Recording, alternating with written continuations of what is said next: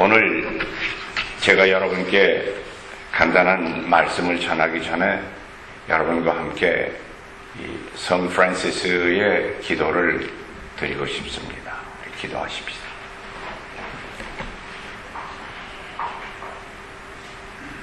주여, 저로 하여금 당신의 평화의 도구가 되게 하소서. 미움이 있는 곳에 사랑을, 모욕이 있는 곳에 용서를, 의혹이 있는 곳에 믿음을, 절망이 있는 곳에 희망을, 어두움에 빛을, 슬픔이 있는 곳에 기쁨을 가져오는 사람이 되게 하소서. 위로받기보다는 위로하고, 이해받기보다는 이해하며, 사랑받기보다는 사랑하게 하옵소서. 우리는 줌으로써 받고 용서함으로써 용서받으며 자기를 버리고 죽음으로써 영생을 얻기 때문입니다. 아멘.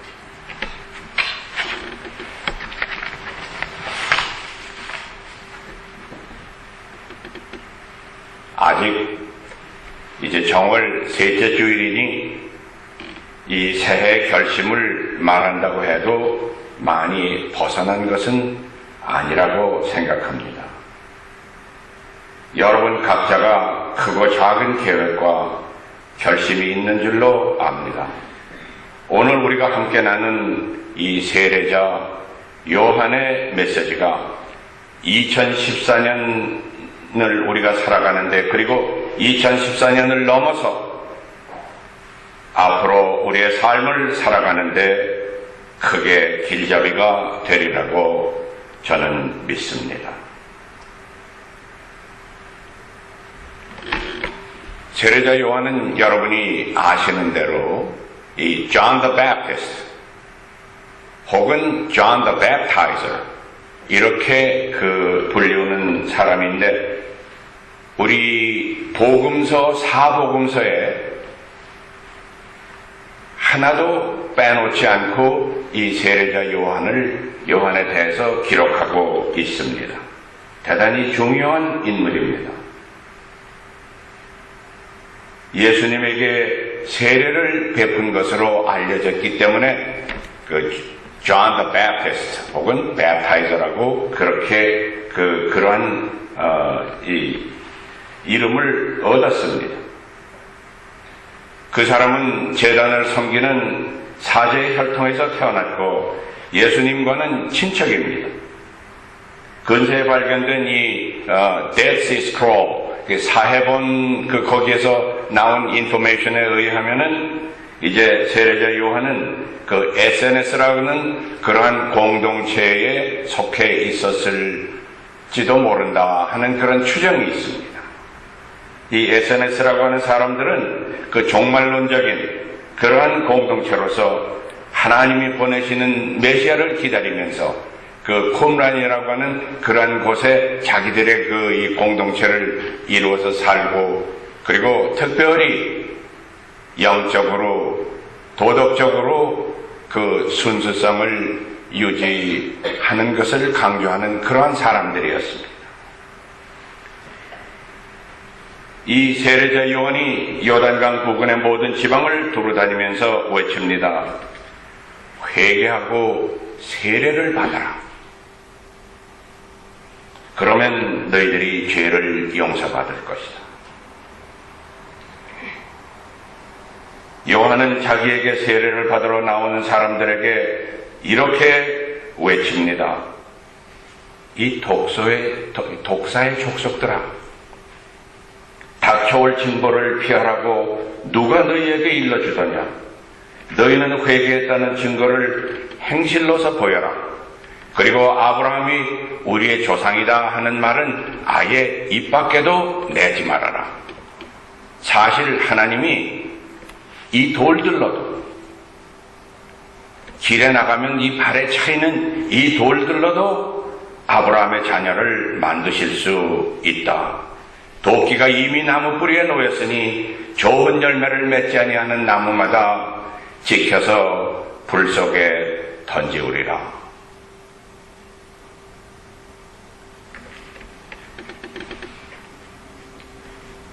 오늘 이 세례자 요한의 말씀을 간단하게 세 가지로 요약해서 여러분에게 말씀을 드리겠습니다. 제 아내가 오늘 성마가에 설교하러 간다고 했더니 하는 얘기가 나이가 들수록 주머니는 열고 입은 다물고, 입을 다물고 어떻게 설교를 해요? 근데 제 주머니는 늘 열려 있습니다. 왜냐하면 비었으니까. 숨길 게 없어요. 그래서 주머니는 열려 있는데 이제 열 거는 입밖에 없거든요. 그래서 오늘 김 목사님 불러주시니까 한번 가서 입을 열어봐야지. 그러고 왔습니다. 저는 조그마한 교회에 출석합니다. 한 30여 명 그저 모이나 마나. 성가대가 한 5명 되는데 저하고 베이스가 또 한 사람이 있어요. 근데 그 베이스는 소리는 저보다 더 좋아요. 근데 그 사람은 제가 없으면 음을 못 잡아요. 그러니까는 가끔 기러기 소리를 내거든요. 그런데 제 생각에 오늘은 아마 그이가 기러기 소리를 좀 낼 거예요. 근데 받으시는 분의 입장에서 보면은 아무 차이가 없습니다.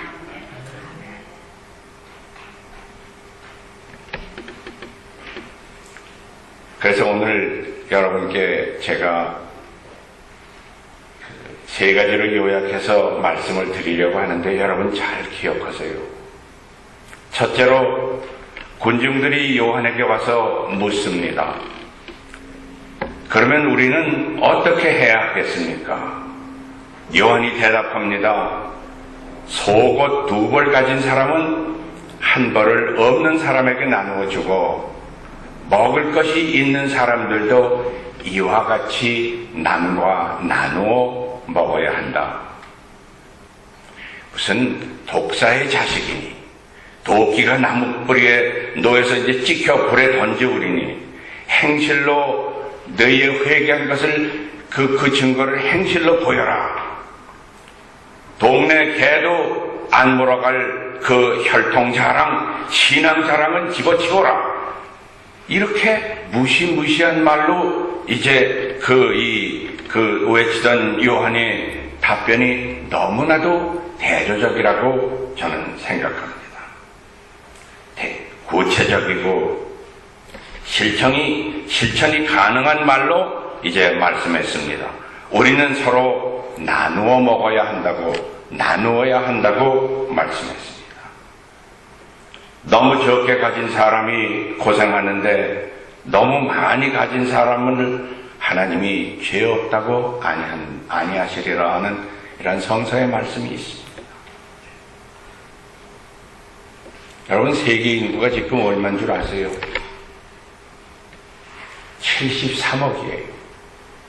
7.3 billion. 73억이에요. 그 73억 인구 중에 4사람 중에 한 사람이 25%, 4사람 중에 한 사람이 하루에 1불 25전, $1.25 그것으로 살아간다고 하는 것을 여러분이 한번 기억해 보세요. 그 $1.25가 그냥 식료품값만이 아니에요. 먹는 것, 입는 것, 그리고 모든 생활비가 그 안에 다 들어있습니다.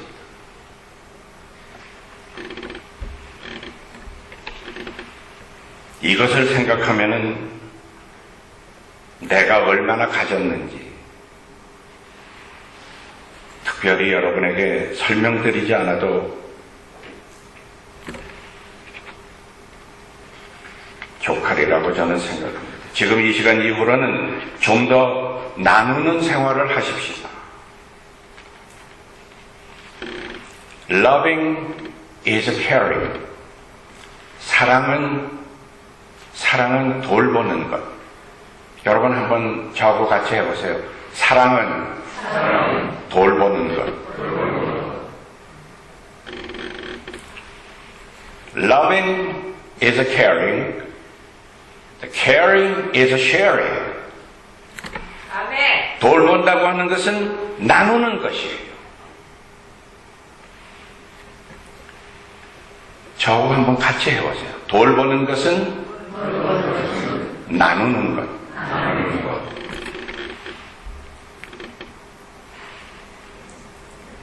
우리 즐겨 외우는 주기도문 가운데 제가 외운다는 말씀을 했어요.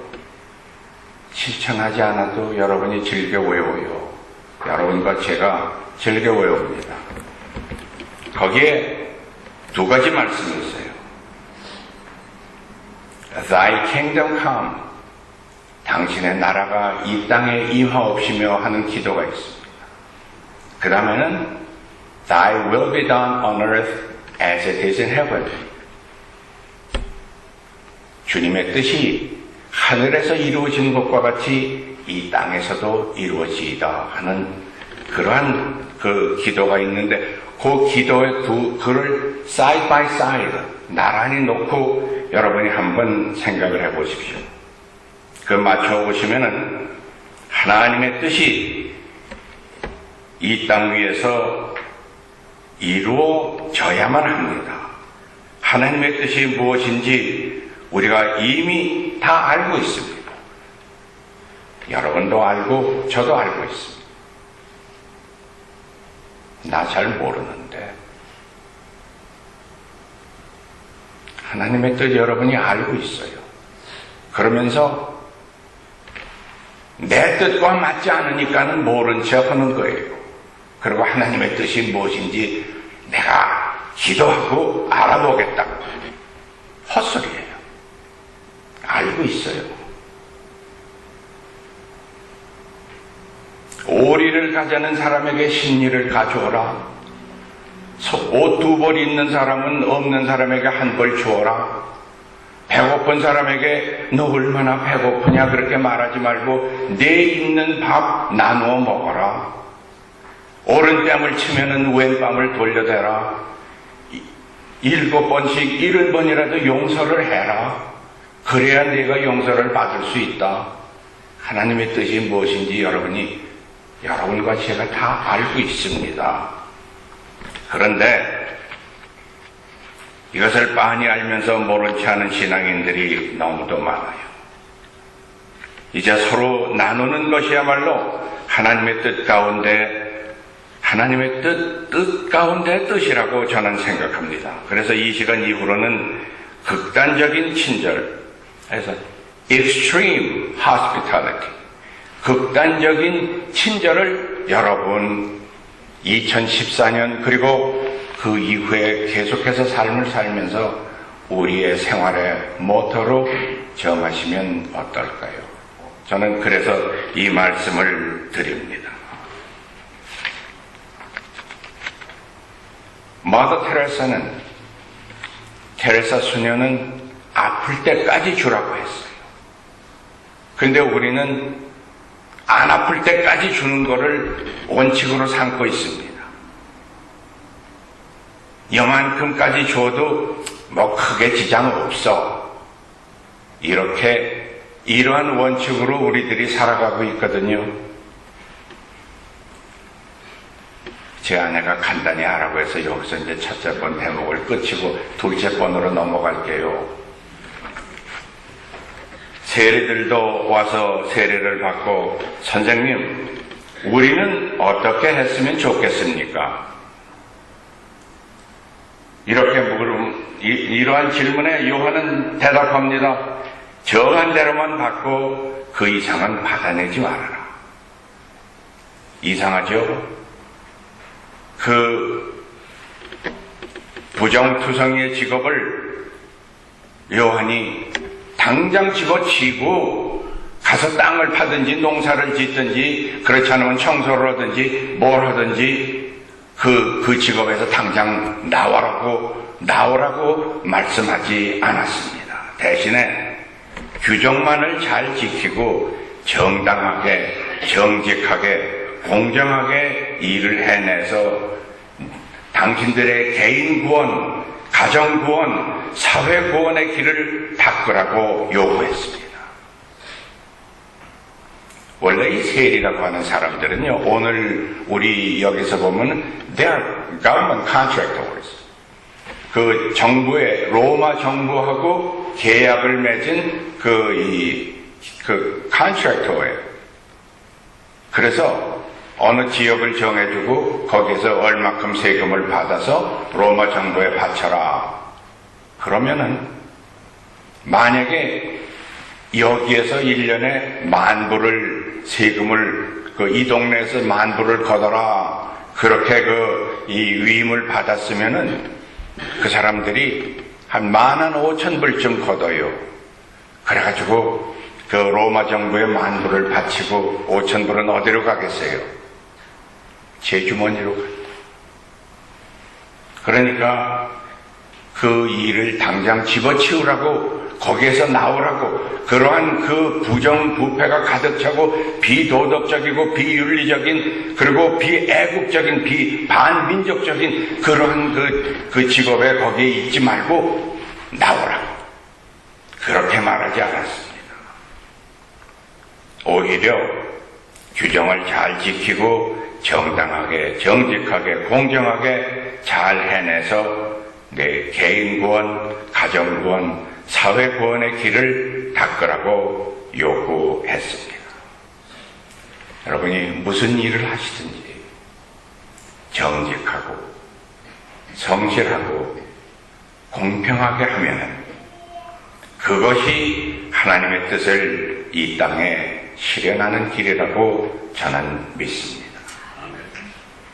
이제 세 번째로 또 군인들도 이제 요한에게 와서 저희는 또 어떻게 해야 됩니까? 하고 물었습니다. 요한은 이렇게 대답했습니다. 협박하거나 속임수를 써서 남의 물건을 착취하지 말고 자기가 받는 봉급으로 만족하여라. 아마 예수님 당시에도 제가 알기로는 부수입이니 잡수입이니 혹은 봉급 외에 그 수입 같은 게 많았던 모양으로 짐작합니다. 회개하고 세례를 받은 사람은 회개한 것을 행실로 보여라. 남 억울하게 하지 말고, 다른 사람 착취하지 말고, 뇌물로 배불리려 하지 말고, 받는 봉급으로 만족하고 살아라. 이것이 요한의 요구였습니다. 근데 여러분 한번 생각해 보세요. 이거는 인간혁명입니다. 이것은 인간혁명입니다. 소리 없는 이 인간혁명이 여러분의 새 계획이 되고 결심이 되기를 저는 간절히 바랍니다. 성령의 도우심으로 이루어지는 이 인간혁명, 이것이 없이는 이 땅 위에 하나님의 나라, 하나님의 통치를 이룰 수가 없습니다. 입으로 주기도문 외우는 것으로서 모든 일이 해결된다면 하나님의 통치는 옛날 그 옛날에 벌써 이 땅 위에 이루어졌을 것입니다. 하나님의 통치가 이루어지지 않을 때는 개인이 망가지고 가정도 망가지고 사회도 나라도 온 세계도 바로 갈 수가 없습니다. 끝으로 저는 이 한국의 김홍숙이라는 시인의 글을 여러분과 잠시 나누고 싶습니다. 저는 그 시인은 그 글에서 예수님도 들먹이지 않았고 성서도 들먹이지 않았고, 그리고 우리가 즐겨 찾는, 우리들이 좋은 말이란 좋은 말은 다 하잖아요. 사랑이니 희망이니 용서니 화해니 절제, 무슨 그 이외에도 뭐 성령의 8가지를 다 들먹이고 이 귀동냥이 있단 말이에요. 그런 걸 보고 귀동냥이라 그래요. 제 거가 아니면서 얻어들은 거. 그리고 그거를 가지고 제 것처럼 자기 것처럼 다른 사람에게 말하는 그걸 보고 이제 귀동냥으로 얻어들은 거라 그러는데 그런 얘기 한마디 없었어요. 오늘 여러분이 제가 왜 이 말씀을 그 시인의 글을 여러분과 함께 나누는지 더 이상의 설명은 필요 없다고 저는 믿습니다. 그 일부 글이 이러한 말씀으로 시작합니다. 절망의 이유를 찾는 게 거리에서 돌 찾기보다 쉬운 한 해였습니다. 침 뱉는 사람은 늘고 한국 얘기예요. 책 읽는 사람은 줄었습니다.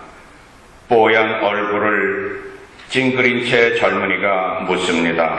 어떻게 해야 이 나라를 구할 수 있을까요? 주름투성이의 얼굴이 미소 띈 스승이 말합니다.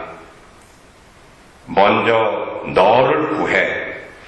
너를 구하면 나라도 구할 수 있어. 우선 네가 할 수 있는 걸 해. 첫째, 길에 침을 뱉지 마. 비위 상하는 일 많아도 침은 화장실에서 뱉어.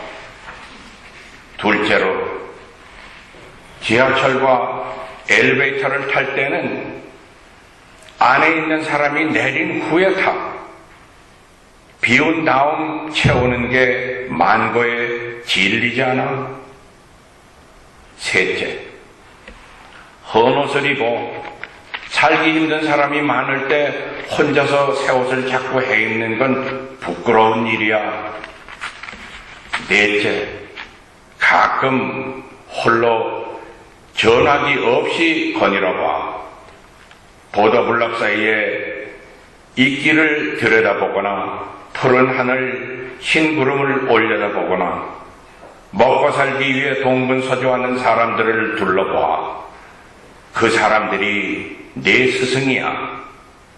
다섯 번째, 음식량을 줄이고 독서량을 늘려. 먹방을 보지 않으면 몸에 살이 빠지고 황폐한 정신에 물이 오를 거야. 여섯째, 잠자리에 들기 전 단 5분이라도 눈을 감고 무릎을 꿇고 나는 누구인가? 무엇을 해야 하는가 생각해봐. 젊은이가 다시 묻습니다. 스승님 같은 분이 새해 목표를 세우시나요? 그럼 매일 향상이 나의 꿈이니까 첫째, 먹는 걸 줄일 거야. 조금 먹어야 정신이 맑아지니까. 둘째, 책을 읽을 거야. 지식을 위해서가 아니라 다른 의견을 이해하기 위해서. 셋째, 울고 싶은 사람에게 어깨나 가슴을 내줄 거야. 억지 웃음보다 울음이 고통을 덜어주거든. 넷째, 정의에 투자할 거야. 정의를 위해 싸우는 시민단체에 가입하거나 이미 가입한 곳에 보내는 후원금을 늘릴 거야. 다섯째, 사랑을 키울 거야. 미운 짓만 골라 해서 사랑할 수 없는 사람이 그 사람이 그렇게 하는 거가 유전자 때문인지 무지 때문인지 관찰하며 나도 미워하지 않으려고 노력할 거야. 여섯째, 가능하면 하루에 한 번 해보지 않은 일을 할 거야. 하던 일만 하면 머리가 굳어지고 머리가 굳으면 생각도 굳으니까. 이것이 김홍숙 시인의 글 중에 일부였습니다. 사랑하는 형제자매 여러분, 여러분의 새해 계획과 결심을 하나님께서 받으시고 축복하시고 인도하시고 걸음마다 동행해 주시기를 위해서 저는 간절히 기도합니다. 우리 같이 기도하십시다.